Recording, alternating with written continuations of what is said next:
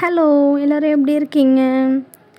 இந்த கலர்ஃபுல்லான சிக்கன் சுக்கா ரெசிபி எப்படி செய்யலான்னு பார்க்கலாம். அதுக்கு 1/2 kg சிக்கன் எடுத்திருக்கேன். அதில் 1/2 teaspoon மஞ்சள்தூள், ஒரு 1 teaspoon மிளகாத்தூள், ஒரு 2 tablespoon வெறும் தனியாத்தூள், அதுக்கப்புறமா கொஞ்சமாக சீரகத்தூள், உப்பு, தயிர் அண்ட் இஞ்சி பூண்டு பேஸ்ட், கொஞ்சமாக கருவேப்பிலை, அப்புறம் எண்ணெய், இதெல்லாம் ஊற்றி மேக்னேட் பண்ணி வச்சுக்கணும். மேக்னேட் பண்ணிட்டோன்னா இது ஒரு 30 minutes இல்லைனா ஒரு 1 hour கிட்ட ஊறட்டும்.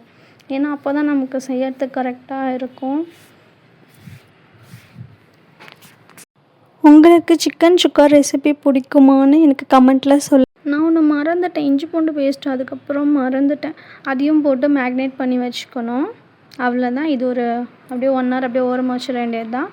அதுக்கப்புறமா நம்ம அந்த ஊறிட்டுருக்க நேரம் பார்த்து நம்ம ஒரு ஆனியனை நல்லா ஃப்ரை பண்ண வேண்டியது தான்.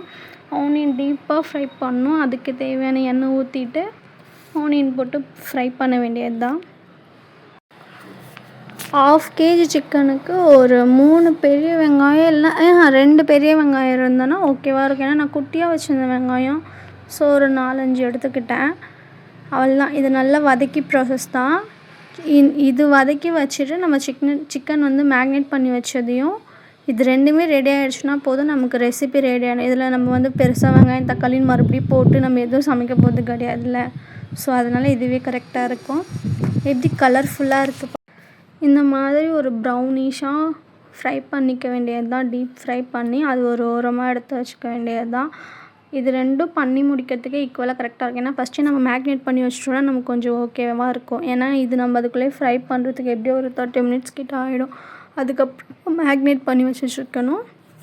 நம்ம சேம் அதே கடாயில் நம்ம கொஞ்சம் எண்ணெய் ஊற்றிட்டு அந்த சிக்கனை எடுத்து போட வேண்டியது தான். அதுலேருந்து சிம்லேயே வச்சு கொஞ்சம் குக் பண்ண வேண்டியது தான்.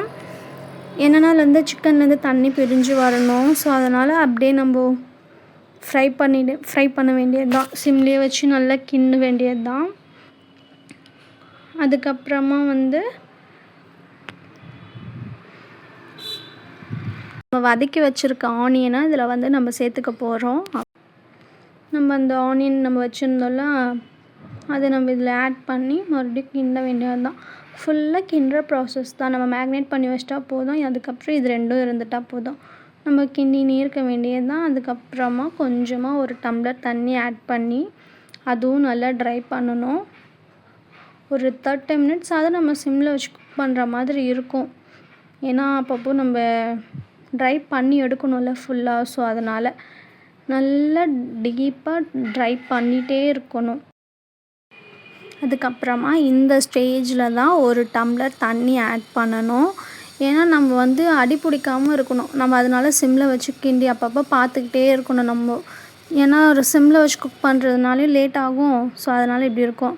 அதுக்கப்புறமா இந்த தண்ணிலாம் வற்றிட்டக்கப்புறமா கொஞ்சமாக பெப்பரும் சீரகத்தூளும் போட்டு நம்ம ஒரு மறுபடியும் ஒரு 2 நிமிஷத்துக்கு குக் பண்ணிட்டோன்னா நம்மளோட சிக்கன் சுக்கா ரெசிபி ரெடி.